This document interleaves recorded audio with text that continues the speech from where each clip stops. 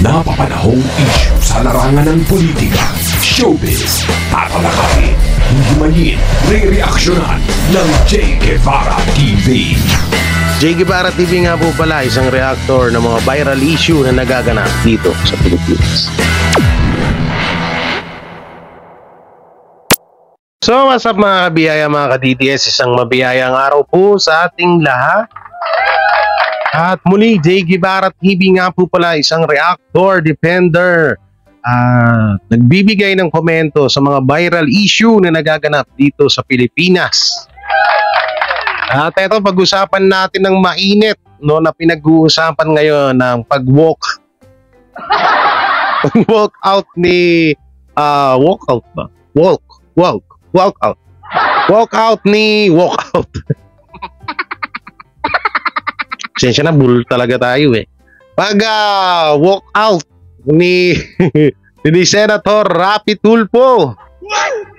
At eto na nga, nagsalita na di umano itong si Senator Rapi Tulfo dito sa kanyang pag-alis sa kanyang upuan nung sila ay nagtatalo or nagkakadiskusyonan ni Senator Bato de la Rosa. At si Senator Bato de la Rosa ay kaagad naman po na nanghingi ng tawad kay Senator Rapi Tulfo. At di umano nga siya lang ay po ay parang nabastusan sa mga nasabi at pasaring nito ni Senator Rapi Tulfo. So panoorin natin at syempre bago natin ito simulan, didigay muna ako. Bago natin ito simulan, don't forget to like, share, comment, and subscribe sa ating YouTube channel at pakipindot na lang din po yung bell button para lagi tayong updated sa ating mga video araw-araw.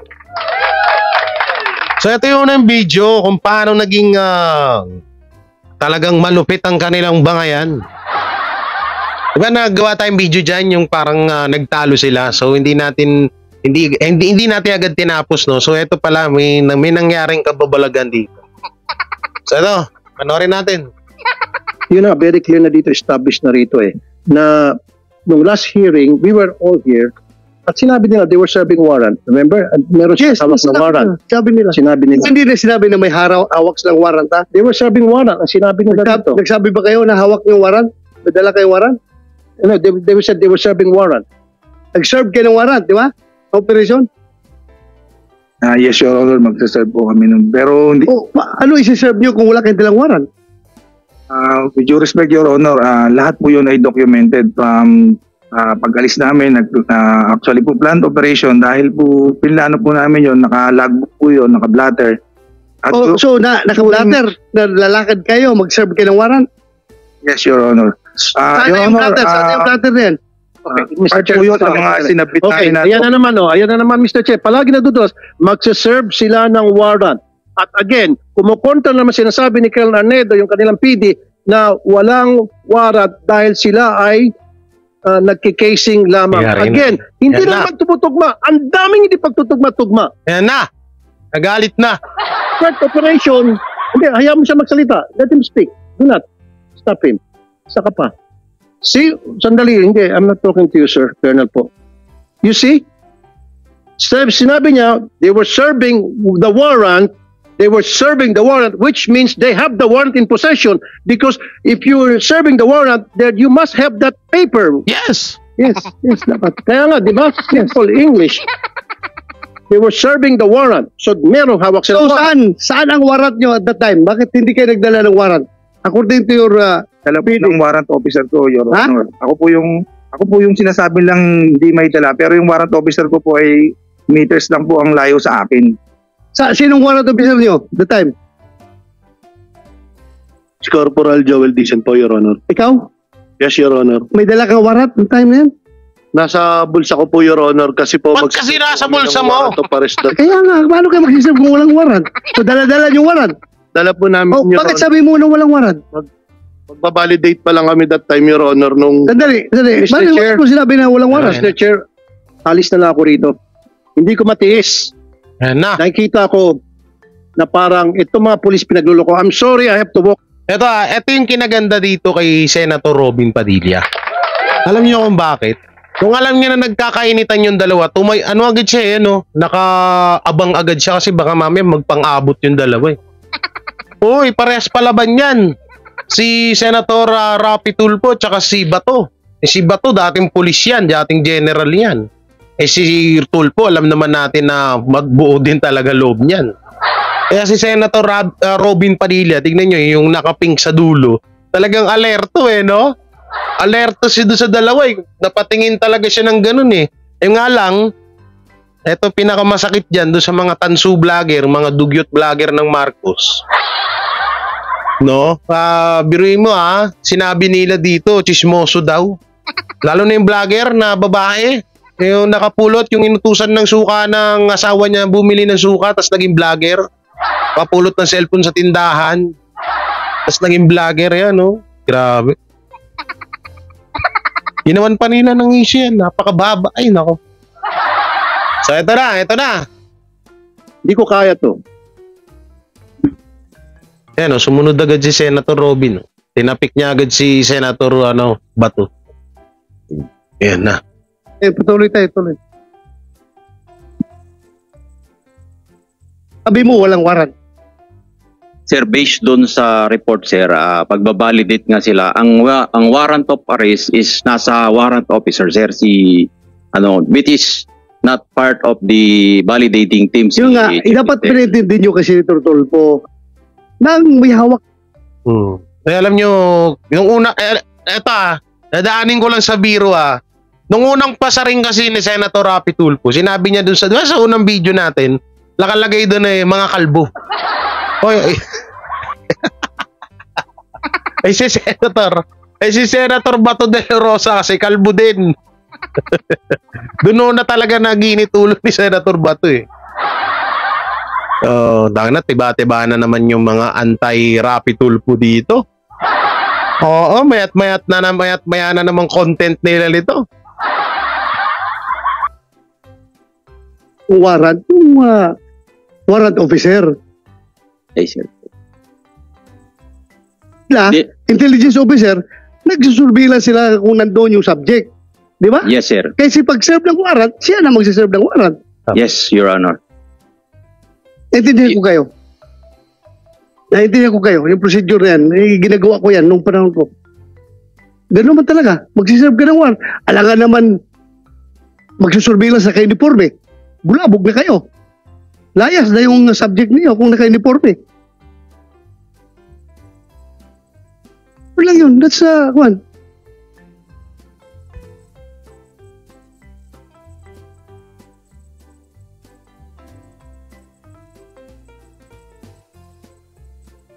Hirap yung ako.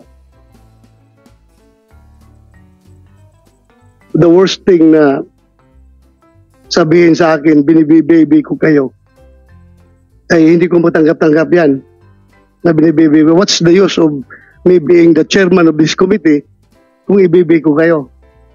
For the record, wala naman sigurong makapagsabi dyan na sinong pinakamaraming na contempt na pulis dito sa Senado? Oy, dito, na-research ko to, totoo po itong sinabi ni Senator Bato de la Rosa dito na siya ang pinakamaraming napakulong or napa-contempt na mga pulis dyan sa Senado. Ito si Senator Bato de la Rosa. Kaya totoo nga yung sinabi niya na about dun sa baby na yun, parang malabo dahil ako yung isa sa ako yung pinakamaraming napakulong or napaano dito ng mga pulis na loko-loko. Kaya may point din dito. So pakinggan ba natin? Nung komite, pinakamarami na contempt na pulis at saka mga witnesses. Ako. Kaya wala akong pakialam kung sino kayo, kung dati ko kayong tao, basta kamali kayo, mamalasing kayo sa akin. Pero pag kayo naman gumagawa ng tama, hindi na ako papayag na wawalang hiyain kayo. Di ba? Fair lang tayo dito. Fair. Ayaw kong sabihin, porque dati akong pulis, bibibihin ko kayo? No. Record shows. And record will vindicate me na ako ang pinakamaraming pinakulong na pulis dito sa Senado. Ang pinakamarami. Pero record shows also, kapag nakita ko na ang pulis ay totoo ang sinasabi, ay, by all means, dipinsahan ko rin yung pulis. Di ba? Bakit naman wawalang hiyain yung pulis kung dapat, hindi dapat walang hiyain. Ganun lang ako, fair lang ako dito. Wala akong pinapaboran dito. The most insulting action is for that kasama mo dito, mag-walk outan ka. Hindi, mali nga naman din talaga yun. Oo, kasi sila magkakasama dyan eh. Tapos lalayasan ka. Eh sa totoo nga, yung mga sinabi kasi ni Senator Rapi Tulfo is talagang kahit din ako sa kalagayan ni Senator Bato, eh talagang masasaktan ako doon kasi dati akong pulis eh. 'Di ba? Na bini-baby, 'di ba? Alam niyo naman natin yung mga kaisipan din ng mga kapulisan, no? So naintindihan din natin dito sa part na to si Senator Bato de la Rosa.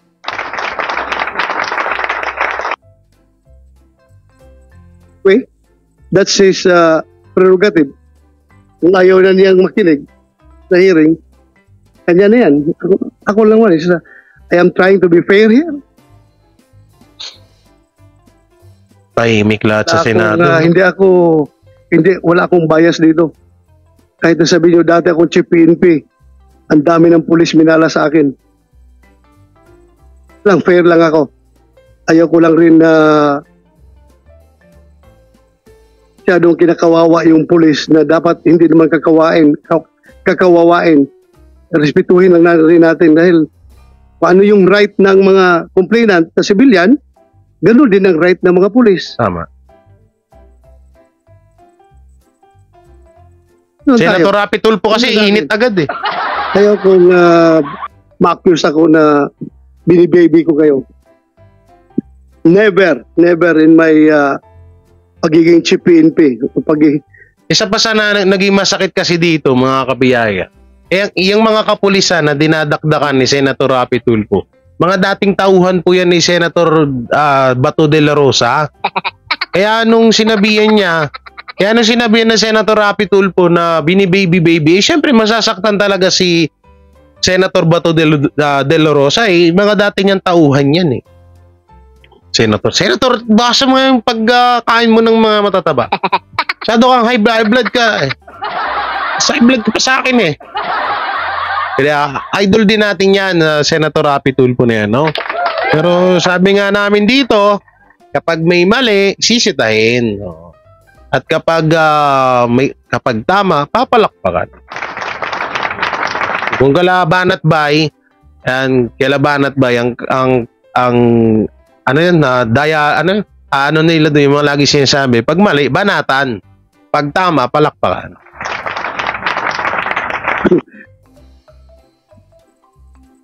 Mahirap na magsalita dito. Everything is recorded. If you know me, you will realize. Sa inyo, nakakilala sa akin. If you know me, you will really know me.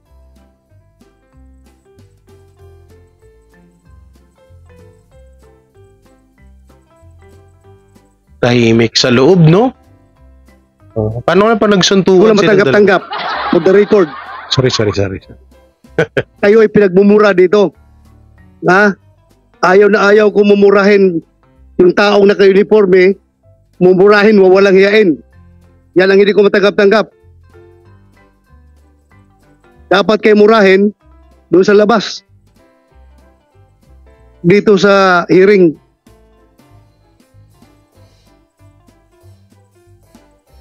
Tama naman. Respeto sana.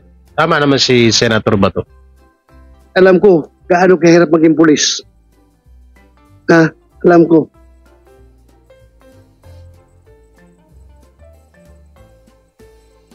Ano yung maging... Labas mo pa lang dyan sa pintuan ng bahay mo. Sorry. Hindi mo na alam kung magkakabalik ka ng buhay sa mga anak mo pagkahapon. Dapat respetuhin natin yung pagiging pulis.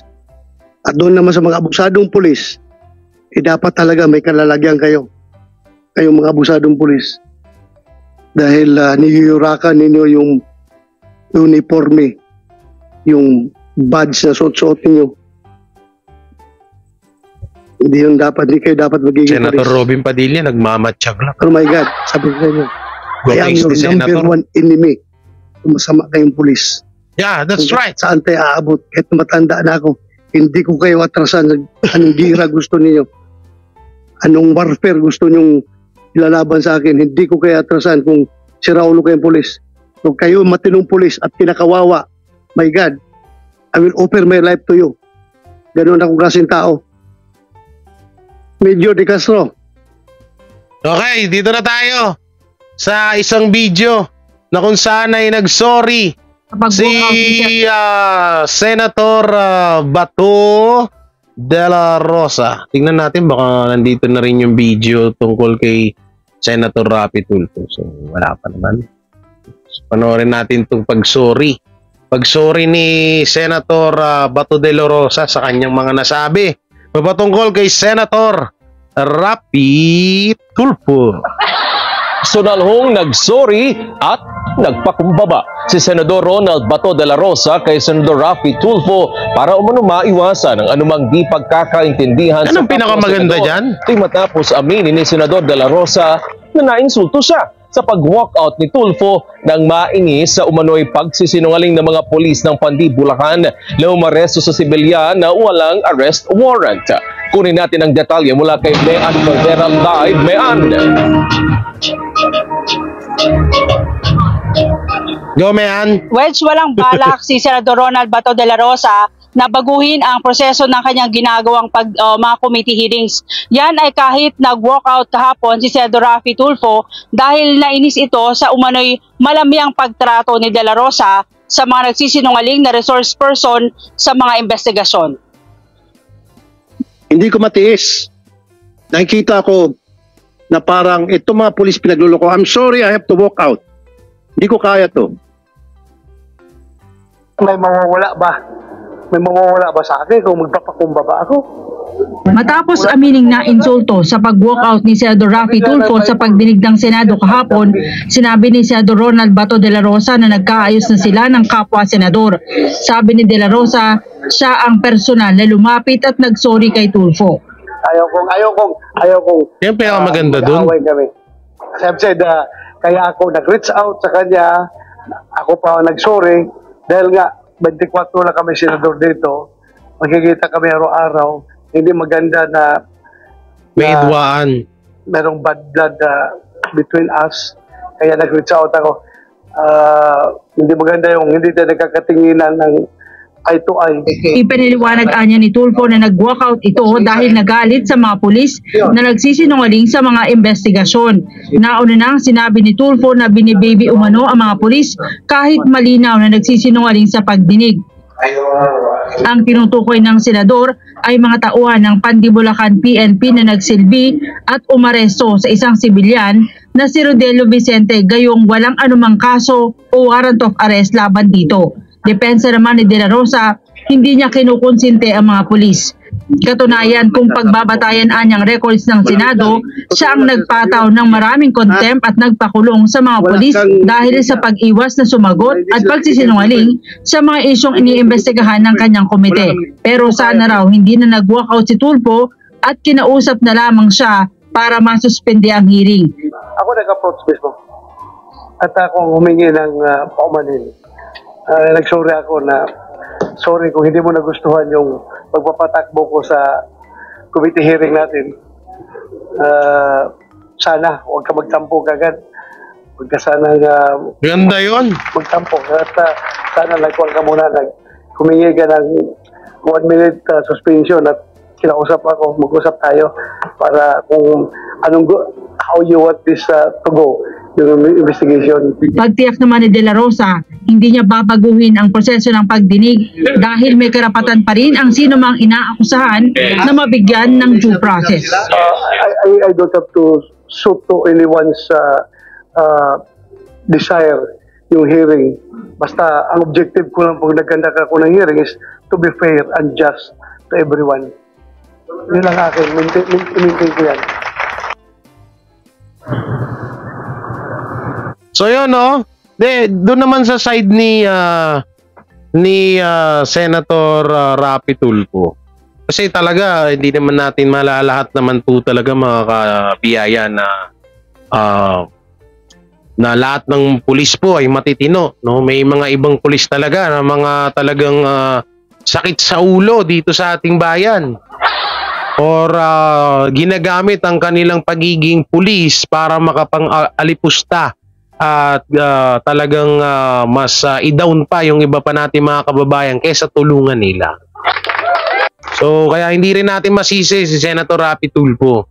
So bali ang nangyari kasi both side naman may pagkakamali at both side din naman ay both. Wow.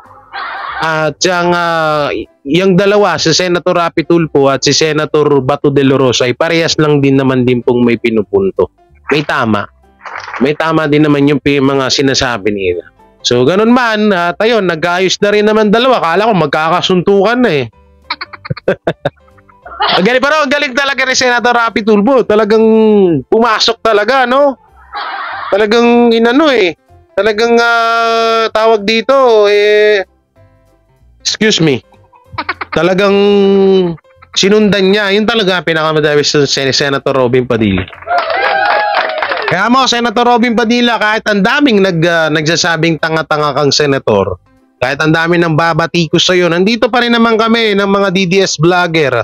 At isa na dyan, ang Banateros ni Banat Bay ay talagang susuporta at tumahanga sa'yo. Bayaan mo na yung mga yung mga vlogger na palaging nangalipusta sa'yo. Hindi kasi nila alam. Tsaka ito lang masasabi ko, kapag sila naman yung pag sila naman yung nandyan sa katayuan mo, baka hindi rin nila kayanin yung trabaho. Kaya tuloy ka lang dyan, walang problema yan. At asahan mo sa susunod na eleksyon, nandito pa rin kami para sa. So yan mga kabiyaya, no, mga ka-DDS, maraming salamat sa walang umpay na panonood nyo. At yun, mega love shoutout sa mga Hero Abroad OFW na patuloy na sumusuporta sa aming mga Duterte vloggers. Especially to Banateros, Boss Dada, Coach Oli, and Banat Bay. Banat Bay. Oh, syempre dyan din sa mga senior citizen natin na mga nanonood, sana nag-enjoy pa ko kayo, no? Iwas-iwasan nyo po yung kakatingin sa mukha ko, ha? Baka kasi, alam nyo na, baka manawa kayo bigla. At baka masobrahan din po kayo sa tawa, ha? Pag natawa po kayo, alalahanin nyo po yung baka may. Joke lang po mga nanay. Nanay and tatay. Yan, maraming salamat sa suporta nyo dahil kung hindi, dahil sa inyo ay syempre wala rin manonood sa amin. At ang pangit din naman po nun. Dakdak kami ng dakdak dito na walang nanonood, di ba? Kaya maraming salamat. At yun, special shoutout kay Mami Teresa Arong, Mami Rena Baher, kila Mami, ano ba to? Kila Ma'am Kat from Australia, and Sir Bicol Boy. Sabi niya, Bicol Boy daw tawag ko sa'yo, sir. Sorry ah. Sabi ni Ma'am Catherine yun eh. Sabi niya, Boy Bicol na lang. Siyempre dyan sa mga patuloy na sumusunod na kala Abilino. Yan, kay Alex G, kay Mama Ann Harot, kay Mama Lodi. Sino pa ba? Mama Bisaya in Germany. At sa mga patuloy na sumusuporta, lalo na yung mga grabe, no? Alam nyo dito sa, makwento ko lang, saglit lang. Alam nyo dito sa Duterte supporters dito, no? Kahit na nilalait-lait nila tayo na sabi nila, sila lang naman nagsasabi na konti lang daw tayo. Tsaka dito naramdaman ko yung talagang pinaka-suporta nyo sa akin. Yung suporta nyong tunay dito sa aking YouTube channel na hindi man na on and off cam yung suporta nyo na grabe, no? Kaya maraming salamat sa pagtitiwala. Hayaan nyo po, makakasa kayo na sinimulan ko to at never na tong magbabago. Hindi ako katulad na ibang vlogger dyan na walang isang salita po, ha? Ako may isang salita ako eh. Pag sinuntok kita, tulog ka. Charot. So yan, ingat mo kayo palagi and God bless and peace and bye-bye.